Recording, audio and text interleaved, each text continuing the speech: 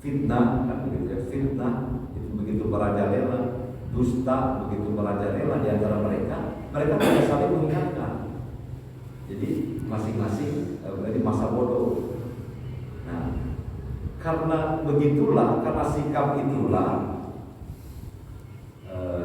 la yatanahawna an munkar, mereka tidak mencegah dari adanya kemungkaran fa'alu yang mereka lakukan.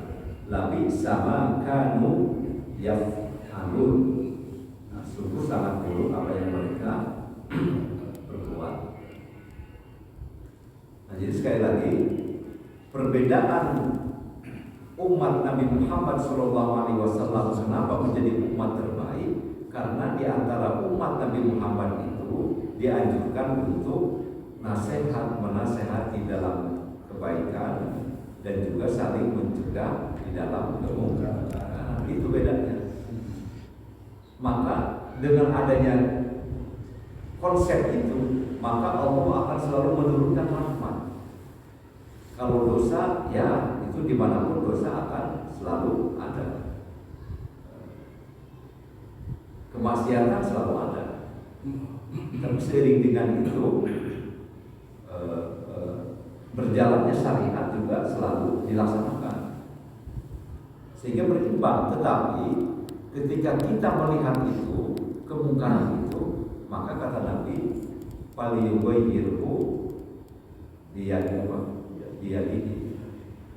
Ketika kita melihat kemungkaran, maka kita rubah dengan tangan. Dengan apa? Maksudnya dengan kekuatan kita, dengan kemampuan yang kita miliki. Kalau tidak mampu dengan tangan, fabilisanihi, dengan lisan, ya kita sampaikan, ya kita berikan nasihat. Kalaupun itu tidak mampu juga, nggak berani juga, fabiqolbihi, dalam hati. Artinya apa dalam hati? Kita tidak ridho atas kemungkaran itu. Kita tidak senang atas perilaku kejahatan itu. Jadi tidak boleh ada rasa senang dalam hati kita ketika kita tahu dan melihat adanya kemungkaran, adanya kemaksiatan, adanya kezaliman. Tapi itu selemah-lemahnya iman. Tapi daripada enggak sama sekali, ya berarti itu paling terakhir adalah kita benci kepada perbuatan dosa. Harus ada dalam hati.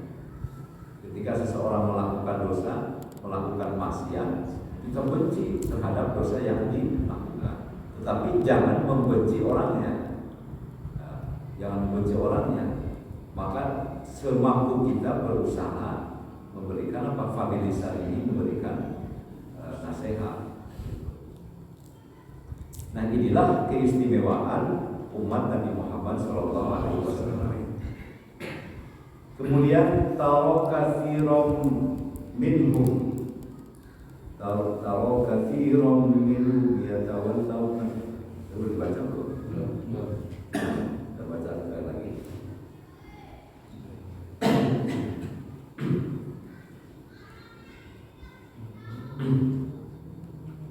Taro katsiran minhum yatawallawna alladhina kafaru.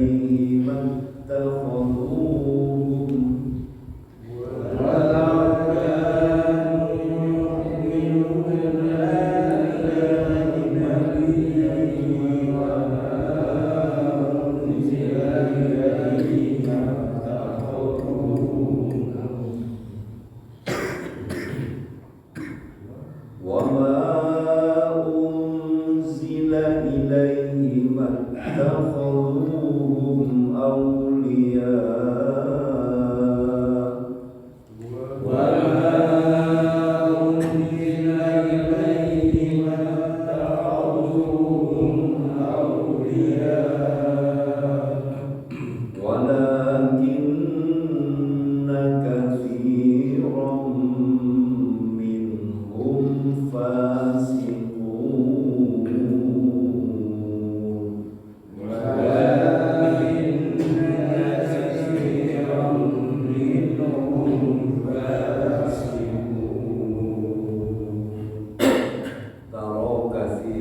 kamu melihat kebanyakan minhum dari mereka yatawallawna alladziina kafaru menjadikan pemimpin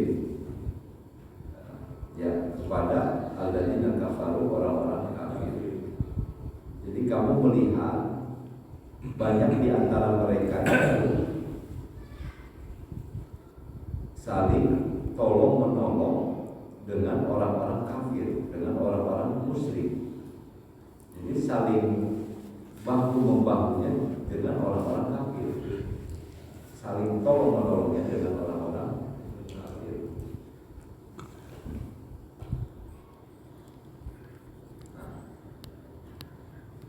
Lagi sama qaddamat lahum, sungguh amat buruk apa yang dilakukan oleh mereka. Lahum anfusuhum, bagi mereka anfusuhum, jiwa-jiwa mereka sendiri, ansahitullah, bahwa akan mendatangkan kemurkaan Allah alaihim, bagi mereka. Jadi dengan sikap mereka seperti itu menjadikan aulia yang tawallahu, saling tolong menolongnya dengan orang-orang kafir, maka di situ akan mendatangkan apa? Kemurkaan Allah. Ansahitullah, justru itu akan mendatangkan kemurkaan Allah. Wa fil adabihum khalidun, dan di dalam azab Allah itu mereka, dan mereka berada dalam siksa Allah, azab Allah, dan mereka kekal di dalamnya. Nah, jadi Bani Israil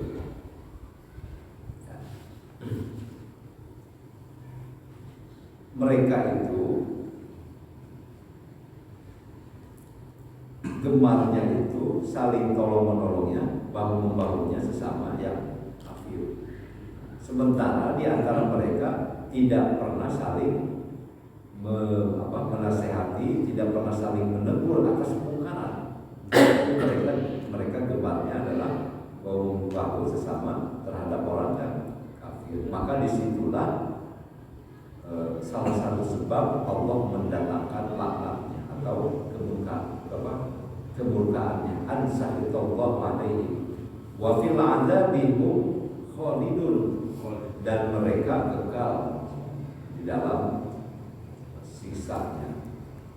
Nah, makanya orang-orang kafir itu khalidina fiha, kekal di dalam neraka selama-lamanya, abadal abidin, selama-lamanya.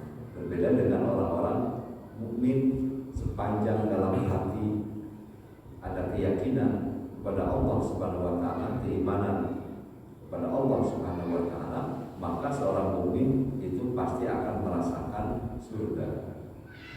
Walaupun dia akan merasakan neraka juga, akan merasakan azab yang sangat pedih karena dosa yang dilakukan oleh seorang mukmin. Tetapi sepanjang dia dalam hatinya mithqala dzarrah, walaupun hanya sedikit ada keimanan kepada Allah, maka dia akan merasakan nikmatnya surga.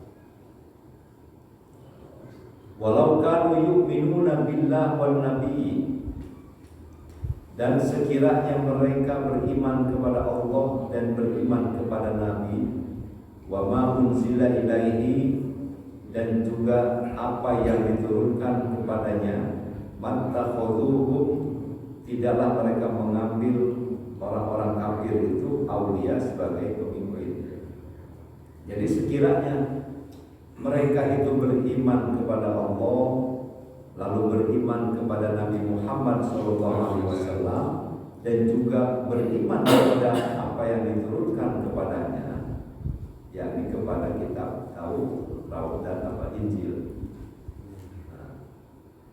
Mereka beriman, gak apa-apa kepada kitab Taurat, kepada kitab Injil diimani, tetapi juga harus beriman kepada Allah dan beriman kepada Nabi Muhammad. Jadi Injilnya tetap dipercaya, karena itu jalan kitab samawi turun dari Allah, tapi harus beriman kepada Nabi Muhammad. Seandainya mereka melakukan itu, mattakhudtum auliya, dan mereka tidak menjadikan orang musyrik itu juga sebagai aulia, sebagai teman setia, walakinna katsirun minhum fasiqun, akan tetapi kebanyakan mereka termasuk ke dalam golongan orang-orang yang fasik. Nah, inilah salah satu kenapa Allah Subhanahu wa taala menceritakan sifat-sifat perilaku-perilaku orang-orang dari Bani Israel, dari Yahudi, dari Ahlul Kitab. Ini tiada lain adalah pelajaran bagi kita semua, bahwa sifat-sifat mereka sampai akhir zaman pun akan selalu ada, menempel di dalam zat kemanusiaan. Tidak berarti juga namanya sama. Mereka itu kan Yahudi, bukan Nasrani, tetapi sifat-sifat itu akan selalu ada, menempel pada kemanusiaan yang lainnya, sehingga umat Islam harus tetap waspada, harus tetap menjadikan pelajaran sampai akhir hayat pun, sampai akhir kiamat pun itu akan selalu ada sifat-sifat, tipe-tipe atau karakter-karakter seperti bangsa Yahudi, seperti orang-orang kafir dari Bani Israel.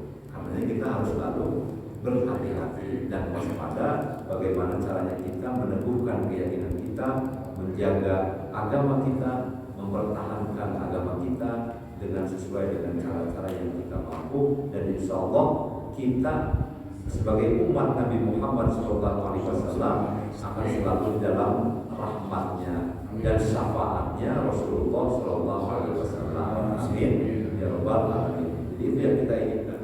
Walaupun barangkali ilmu kita sedikit, amal kita tidak banyak, tetapi kalau kita lakukan dengan istiqomah, dengan konsisten, insya Allah itulah yang akan menyelamatkan kita, yang akan mendatangkan syafaat. Amin ya Allah ya rabbal alamin.